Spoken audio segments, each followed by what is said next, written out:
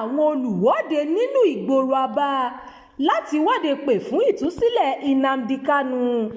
Bíbá ní èrò pọ̀ lójú ọ̀nà nílùú Aba, ìpínlẹ̀ Abia lówùúrọ̀ Ọjọ́bọ̀ ọjọ́ 12 oṣù kẹta ọdún 2026 yìí.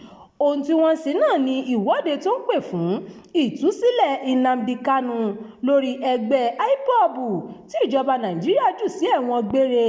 Gẹ́gẹ́ bí ilé-iṣẹ́ ìròyìn ṣe fìdí ẹ̀ múlẹ̀, aago 9 àárọ̀ kò tí ì lù tí àwọn olùwọ́de náà ti ojú òpópónà pẹ̀lú àwọn àkọlé ọlọ́kan-ò-jọ̀kan tí wọ́n fi ń béèrè ìtúsílẹ̀ Nnamdi Kanu. Bí àwọn kan ṣe ń fi ẹsẹ̀ rìn ni àwọn kan wà lórí alùpùpù tí wọ́n sì pọ̀ gidi. Àwọn olùwọ́de náà sọ pé ó yẹ kí ìjọba Nàìjíríà fi Nnamdi Kanu sílẹ̀ lẹ́yẹ-ò-sọkà. Wọ́n ní àhámọ́ kò lè yẹ kó wà rárá. Lára àwọn èèyàn tó darapọ̀ mọ́ ìwọ́de náà ni òǹdùpò ààrẹ Nàìjíríà ní 2023 tó tún jẹ́ ajàfẹ́tọ̀ọ́ ọmọnìyàn Ọmọyẹlé Sowore. Bákan náà ni Emmanuel Kanu, ẹni tí ń ṣe àbúrò fún olórí ẹgbẹ́ IPOB tó wà láhàámọ́ náà darapọ̀ mọ́ ìwọ́de ọ̀hún. Tẹ́ ò bá gbàgbé, Nnamdi Kanu ní ìjọba àpapọ̀ Nàìjíríà jù sí ẹ̀wọ̀n gbére lẹ́yìn tí adájọ́ James Omotosho dá ẹjọ́ rẹ̀ tó sì ní ó jẹ̀bi àwọn ẹ̀sùn ọlọ́kan-ò-jọ̀kan tí wọ́n fi kàn án. Lára ẹ̀sùn ọ̀hún ni jíjẹ́ agbésùmọ̀mí wà. Nígbà tó ń sọ̀rọ̀ nípa ìdí tó fi darapọ̀ mọ́ ìwọ́de náà, Ọmọyẹlé Sowore tí wà lára àwọn tó ń pè fún ìdásílẹ̀ Kanu lẹ́yìn ìdájọ́ náà sọ pé olùtẹ̀lé Nnamdi Kanu ni mí, olùtẹ̀lé ìdájọ́ òdodo sì ni mí pẹ̀lú. À ń pe ààrẹ Bọ́lá Tinubu láti fi Nnamdi Kanu sílẹ̀ báyìí. A kìlọ̀ fún wọn tẹ́lẹ̀ náà kí wọ́n tó rán adájọ́ James Omotosho láti ran Nnamdi Kanu lọ sẹ́wọ̀n.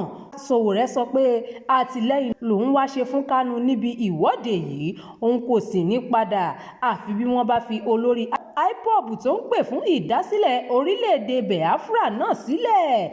Ìròyìn yàjóyàjó kò ní jù báyìí lọ. Ẹ má gbàgbé láti tẹ̀lé ìkànnì yìí, ẹ máa bá wa pín ká kí ẹ sì fi èròǹgbà yín sí abala àríwísí. Ẹ ṣeun bẹ́ẹ̀ ṣe ń darapọ̀ mọ́ wa.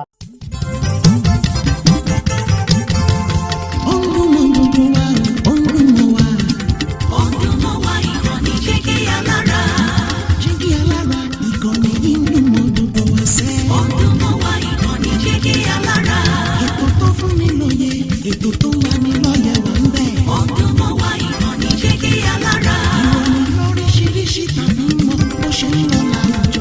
Ọdún mọ́ wá ìkànnì Jígí Alára. Ìkànnì Jígí Alára. Jígí Alára. Jígí Alára. Jígí Alára.